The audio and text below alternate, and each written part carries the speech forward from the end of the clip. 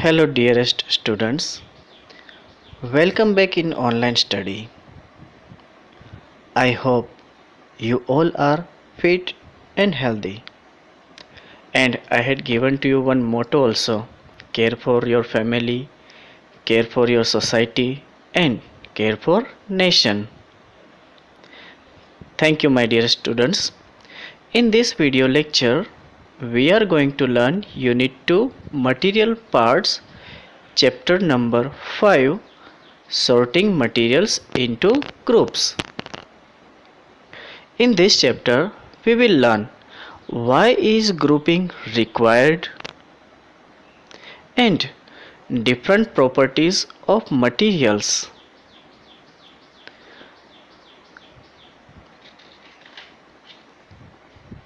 In this video lecture, you will learn about grouping on the basis of common properties like roughness, luster, hardness, transparency, state, solubility, flotation, attraction towards magnets, conduction of heat, and conduction of electricity. I repeat, roughness, luster, hardness, transparency, state, in state, solid, liquid and gas, and solubility.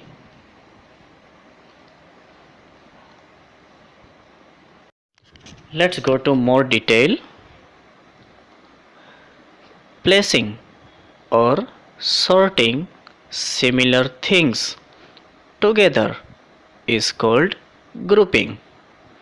I repeat, placing or sorting similar things together is called grouping. Grouping makes it easier for us to find things when we need them. The materials around us possesses various properties.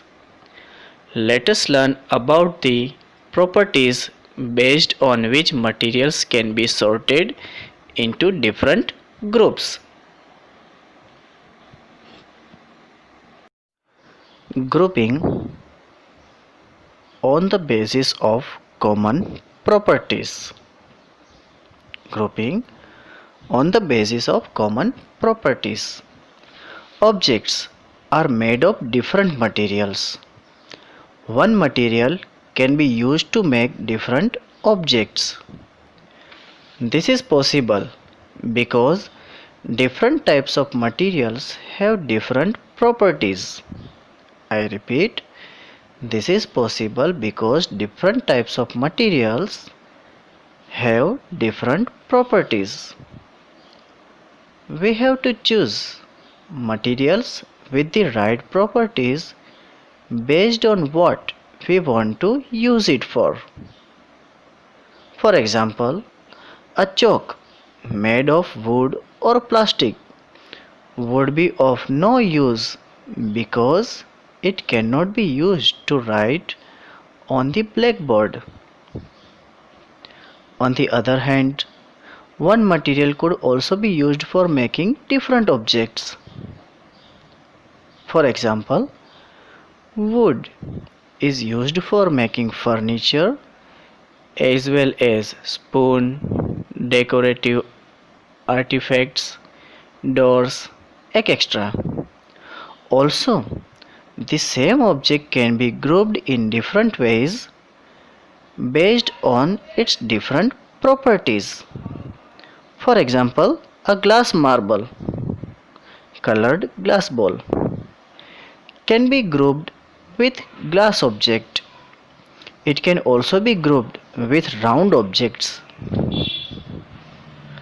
Materials have different properties such as roughness, luster, hardness, transparency, solubility, flotation, and etc. Let us study these properties one by one. Let's learn first property, roughness. Materials can be rough or smooth. Rough material have bumps or ridges on their surface. For example, rocks, sandpaper, and bark of a tree are example of rough surface. While smooth materials lack of these bumps. A glass sheet, flower petals, and surface of an apple are example of smooth surface. I repeat, materials can be rough or smooth. Rough materials have bumps or ridges on their surface, and smooth materials lack of these bumps. Rocks, sandpaper, bark of the tree. Example of rough surface.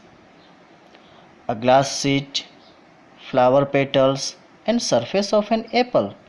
Example of smooth surface. Now let's learn next property is luster. Have you ever wondered why the jewelry is usually made of gold, silver, or diamond? Luster is the sign of a material. All metals in pure state are shiny and said to possess luster. This property of metals is widely used for making jewelry and other decorative items. All metals in their pure state, such as copper, gold, and silver, have luster. This property of metals is used to make jewelry and artifacts from them. Materials that do not possess shiny surface are non-lustrous. Materials that do not possess shiny surface are non-lustrous. Let's learn next property is hardness. Materials can be hard or soft. Hard materials are difficult to compress, while soft materials can be compressed easily. I repeat, hard materials are difficult to compress. Soft materials can be compressed easily. Rocks, wood, iron, and diamond are example of hard materials. Rubber, sponge, cotton, and wool are example of soft materials. Transparency. Different materials allow different amount of light to pass through them depending on a property called transparency. Different materials allow different amount of light to pass through them depending on a property is called transparency. Based on transparency, materials can be three types. Materials can be three types: transparent, translucent, and opaque. I repeat, transparent, translucent, and opaque. Transparent. Materials that allow all the light pass through them are called transparent materials. I repeat, materials that allow all the light to pass through them are called transparent materials. Objects can be easily seen through them. Example of glass, clear water, air, and some plastics. I repeat, object can be easily seen through them. Examples are glass, water, air, and some plastic materials. Translucent materials that allow some light to pass through them are called translucent materials. I repeat, materials that allow some light to pass through them are called translucent materials. Objects are partially visible through them. For example, colored glass, old dusty glass, butter paper, thin muslin cloth, and thin tissue paper. Opaque materials that do not allow any light to pass through them are called opaque materials. Materials that do not allow any light to pass through them are called opaque materials. Object cannot be seen at all through them. Examples are wood, metal, rock, and cardboard. I repeat, materials that do not allow any light to pass through them are called opaque materials. State: all substances are made up of matter. Everything in this universe is made up of matter. Matter is made up of small particles. Matter is made up of small particles. Matter exists in three states: solid, liquid, and gas. Let's we learn properties of solid, liquid, and gas one by one. First, solid. Solid have definite shape and volume. The particles are closely packed. Solid are not compressible and cannot flow. Examples of solids are glass, wood, and brick. I repeat, solid have definite shape and volume, cannot be compressed, and particles are closely packed. Now let's we learn another liquid. Liquids do not have definite shapes. They take shape of the container and have a definite volume. The particles of liquid are loosely packed as compared to the particle in solid. They can be compressed to a small extent. Liquid can flow. Examples of our liquid: milk, oil, paint, blood, and water. I repeat, liquid have definite volume but no definite shape. They take the shape of the container they are poured into, can be compressed to a small extent. Now let's learn another gas. Gases have no definite shape or volume. Particles of gases are very loosely packed. Gases are highly compressible. Examples of are hydrogen, nitrogen, and oxygen. I repeat, gas have no definite shape and volume. Gases are highly compressible and particles are loosely packed. Now let's take some exercise part. Here are you seeing A and B questions? A. Match the following. In that are you seeing one side of pictures are there and the another downside it is from which material they are made. Choose the correct answer from that. Then B. Fill in the blanks with the correct words.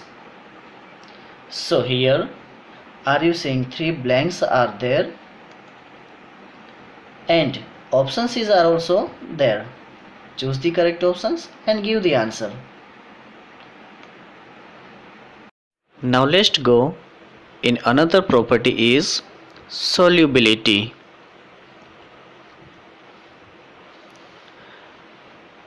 Different materials have different solubility in water. Based on their solubility, materials can be soluble, insoluble, miscible, or immiscible. I repeat, different materials have different solubility in water. Based on their solubility, materials can be soluble, insoluble, miscible, or immiscible. Solid materials that dissolve in water are said to be soluble in water. For example, common salt and sugar.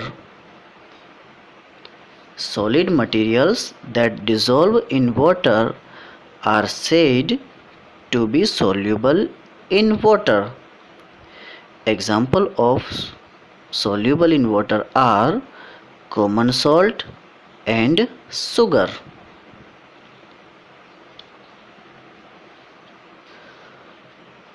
Solid materials that do not dissolve in water are said to be insoluble in water.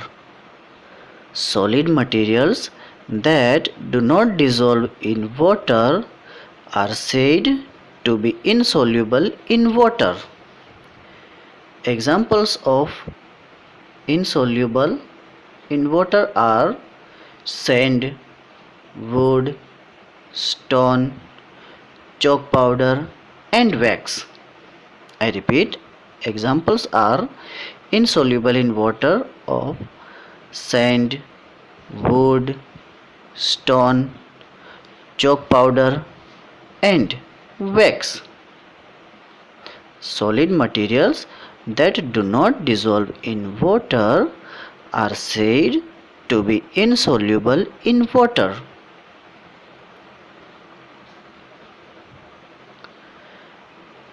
Liquids that dissolve in water are said to be miscible in water. Liquid that dissolve in water are said to be miscible in water. For example, alcohol, vinegar, lemon juice, honey, and glycerin. I repeat, example, alcohol, vinegar, lemon juice, honey, and glycerin. Liquid that dissolve in water are said to be miscible in water. Now, immiscible liquid that do not dissolve in water. Liquid that do not dissolve in water are said to be immiscible in water. Liquid that do not dissolve in water are said to be immiscible in water. For example, kerosene, coconut oil, and diesel.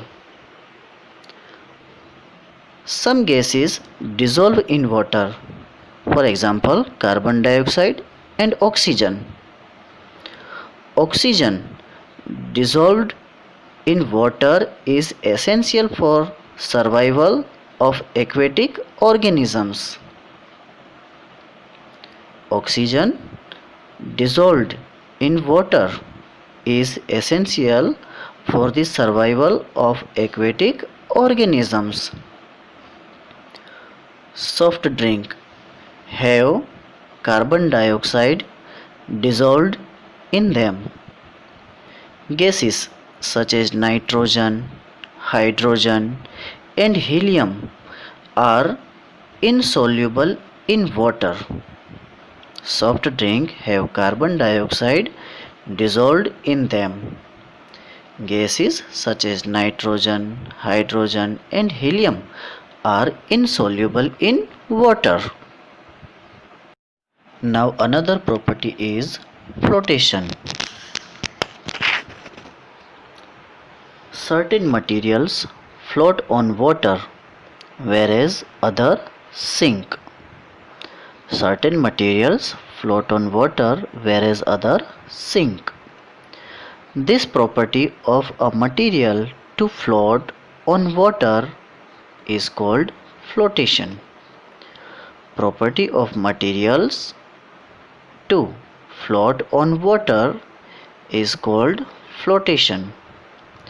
Materials such as wood, leaf, cork, and feather float on water, whereas rocks and metal sink in water. Now let's learn one activity. Aim to identify the objects as magnetic or non-magnetic. What materials you require?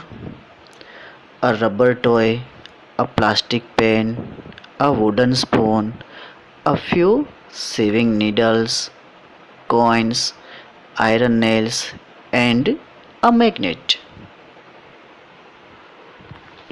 What you do means method. Place all objects on the table and bring the magnet close to each object one at a time. Observe and note the behavior of each object towards the magnet. What you will find means your observation, the sewing needles, iron nails, and coins get attracted towards the magnet, while the rubber toy and wooden spoon do not get attracted to the magnet. Now what is science behind of that? Some objects are magnetic as they get attracted to a magnet, while others are non-magnetic as they do not get attracted to a magnet. Attraction towards magnet. Materials that are attracted to a magnet are called magnetic materials. Materials that are attracted to a magnet are called magnetic materials. This property is called magnetism. Materials that are attracted to a magnet are called magnetic materials. This property is called Magnetism. Objects made of iron are attracted to a magnet. In addition to iron, nickel, and cobalt are also attracted to a magnet. Objects made of iron are attracted to a magnet. In addition, iron, nickel, and cobalt are also attracted to a magnet.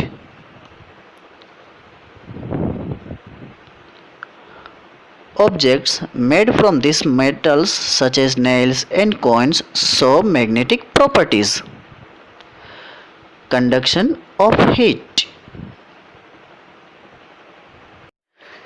If you observe the utensils in your kitchen, you will notice that through the most of them are made of metals. Their handles are made up of wood or hard plastic. Why aren't the handles made of metals as well? This is because metals get heated, whereas materials such as plastic and wood do not. It would be difficult to hold the handles made of metals while cooking. I repeat, metals get heated whereas materials such as plastic and wood do not. Materials that allow heat to flow through them are called conductors of heat, whereas materials that do not allow heat to flow through them are called insulator of heat.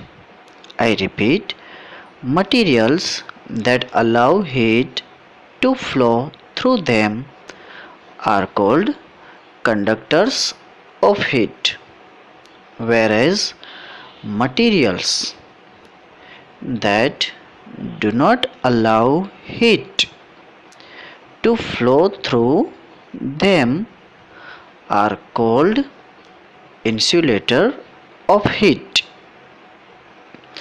So, this is the conductor of heat and insulator of heat. As you learn,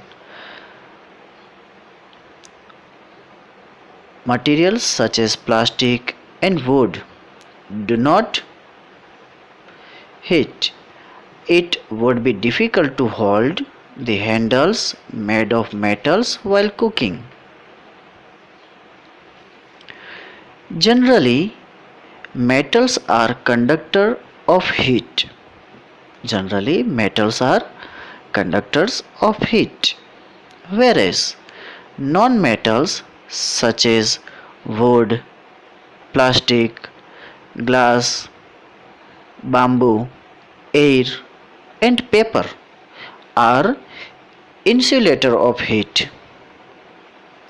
Metals are conductors of heat, whereas non-metals such as wood, plastic, glass, bamboo, air, and paper are insulator of heat. Now, another property is after conduction of heat is conduction of electricity. Conduction of electricity. We get electricity in your home through cables and wires. An electric cable consists of a number of metal wires with or without a plastic covering. The metal wires conduct or transmit electricity, whereas the plastic covering provides insulation and do not conduct electricity. I repeat, the metal wire conduct or transmit electricity, whereas the plastic covering provides insulation and do not conduct electricity. Now let's we learn what is conductor and insulator. Here are you seeing in figure a wire. Outer plastic covering is insulator and the metal wire is the conductor. Materials that conduct electricity are called conductors, and materials that do not conduct electricity are called insulators. I repeat, materials that conduct electricity are called conductors. Materials that do not conduct electricity are called insulators. Now let's see examples of conductors and insulators. For example, metals are conductors of electricity. Metals are conductors of electricity. Wood, air, and plastic are insulator. Wood, air, and plastics are insulators. Now let's we learn what we have learned in this chapter. Summarize.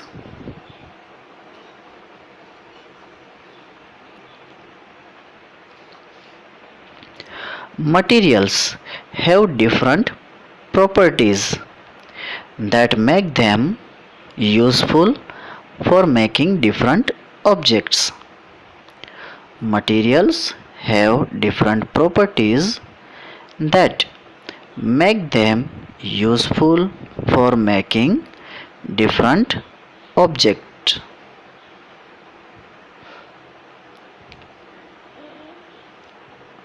An object can be made from different materials. An object can be made from different materials.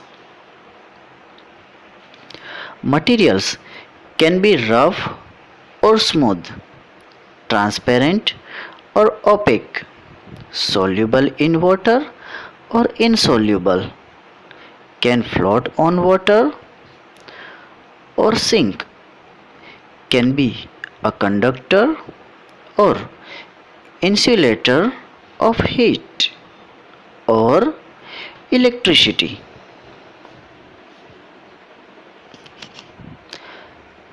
Thanks my dearest students.